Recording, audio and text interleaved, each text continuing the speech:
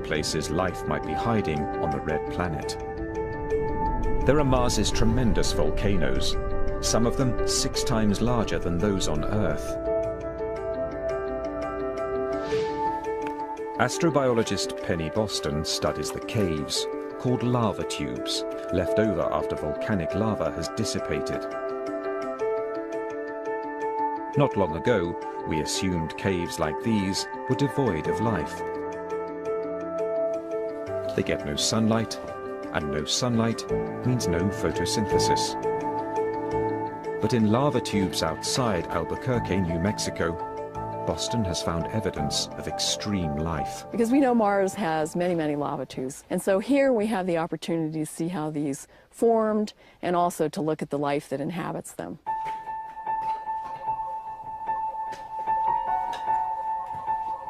The extremophiles Boston has found appear to be thriving. They get their energy by feeding on the minerals in the cave wall. So here we're up close to the wall, and you can see these white patches here growing against the black basalt. And each one of these is like a major city for these little guys. They're all nestled in these little pockets in the basalt. And so these guys are permanently adapted to these freezing temperatures. They never see any light, and they get what they can find in the environment. Are there creatures like these in the caves below Mars's volcano fields? Boston thinks so. We are going to find life, and I just hope that I live a long and healthy life so that I can still be around to see that. We may already have had our first glimpse of Martians, not from our visit to their planet, but from their visit to ours. 16 million years ago, an asteroid slammed into Mars and propelled a 2-kilogram rock into space. Amazingly, that rock sailed to Earth and came to rest in Antarctica. Inside, NASA scientist David McKay and Everett Gibson were amazed to spot the outlines of fossils. Water has carved small tunnels in the rock. And in these tunnels, McKay and Gibson found what they believed to be evidence of bacterial life. These are little microbes, and they're dead, and they're fossils, or in some cases, we don't even see the forms. We see the footprints or the evidence that they were there. Life from Mars? Maybe. The hunt is only just beginning. NASA plans to send a rover called Phoenix to Mars. Unless there's something extraordinarily miraculous about our solar system or our planet, then life has got to be extremely commonplace. I mean, there's got to be large numbers of worlds with life, and some of them would have cooked up intelligent life. In the beginning, our Earth was as deadly a planet as any.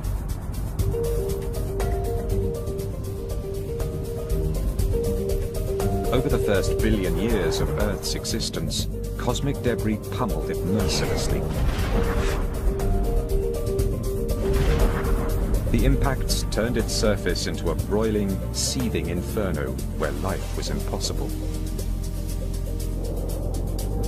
But once the solar system settled down and the Earth began to cool, water appeared, setting the stage for life. In 1953, researcher Stanley Miller proved in a lab experiment just how easily life on Earth got its start. He combined water with hydrogen, methane, and ammonia, components of the Earth's early atmosphere. Then he zapped his solution with an electric charge to simulate lightning. His results shocked the world. Miller had created organic molecules called amino acids, the protein building blocks of all living things. If lightning helped jumpstart life on Earth, could it have done the same on other planets? Galactic probes have now found the ingredients in Miller's experiment throughout our solar system, including one essential to life. One of the requirements that every form of life that we know about on Earth has, every single one, is liquid water. We've used evidence for liquid water to kind of guide our search for habitable environments. Our safari is headed to 7 worlds, some possibly rich in water, where scientists believe aliens might be hiding. While any life there might have begun much like life on Earth, how it looks now is anyone's guess.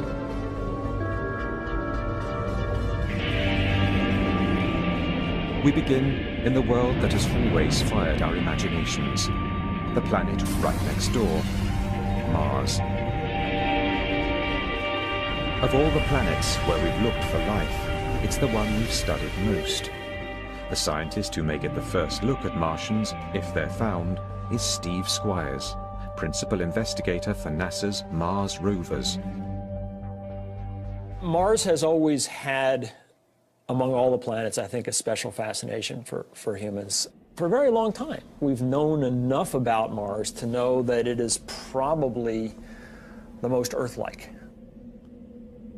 It may be the most like Earth, with an atmosphere and seasons, but we humans would perish quickly on Mars.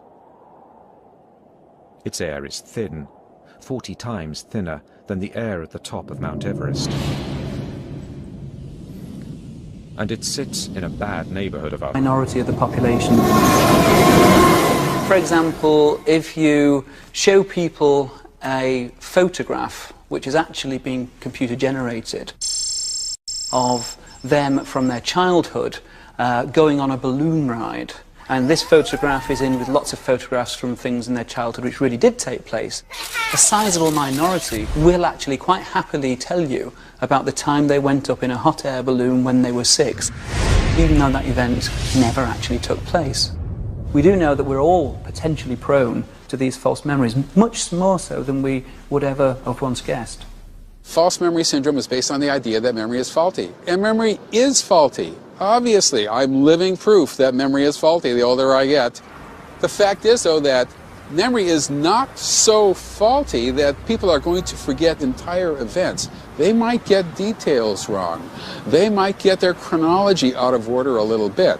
But the fact that they were, for example, in a train crash or something like that, they're not going to forget that event. Without anecdotal evidence, without human memory, without the ability to retrieve memories, we would not have a judicial system and a civilization would grind to a halt. Psychologists have developed a wide range of plausible theories to explain why individuals believe they've been abducted by aliens. But all of them have ultimately been countered by ufologists. It has ranged from simply lying to psychosis, it's mass hallucination, it's mass hysteria. It goes on and on and on. There is no end to it. However, skeptics believe there is one simple factor that makes their case watertight.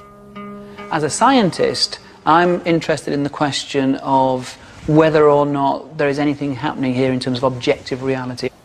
If there's no way of us being able to produce any kind of evidence, hard physical evidence, then I'd say that what we're looking at is essentially a psychological phenomenon. In order to really challenge the skeptic's argument, ufologists need to find evidence that can stand up to scientific scrutiny. In France, one of the Real 4400 believe they may hold the proof ufologists have been looking for. Je me considère absolument rationnel, à la fois dans les activités et dans les pensées que j'ai. Eric Julien is a retired pilot and air